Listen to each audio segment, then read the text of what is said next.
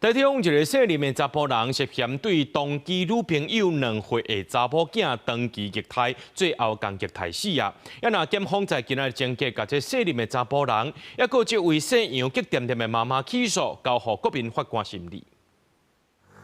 台中傳出苦毒囡仔的命案。44歲姓林的查甫人和姓楊的查某朋友細厝做伙住，但伊對查某朋友2歲的查某囝一直好真不滿，長期甲苦毒致死。台中地檢署查查偵查終結起訴這姓林的。消息予社會是大着驚，因細厝的社區管理員講，因搬來無偌久，警察都攏來過。警察有來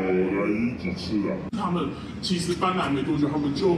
我不知道主要原因是什麼，但是我印象中就是救護車來之後沒多久，他們就搬離開了。檢方調查發現，講這姓林的查甫人對去年的11月到今年的2月中，先後佇台中太平和北屯區來細厝，而且一直在苦毒這個查某囡仔，包括甲人等入去洗衫機，頭規用藥水布甲包起來，甲拍甲削，含用吹風機吹伊大腿整起來的所在，造成燒燙傷等等。那尾因為頭積火，規身軀真儕所在骨折，口喙部人引發敗血症死亡。檢方認定姓林的查甫人涉犯刑法苦毒致死的罪嫌，囡仔的媽媽蕭杰無作為，嘛以過失致死罪起訴。認定林姓被告所為，係犯刑法第286條第6項前段，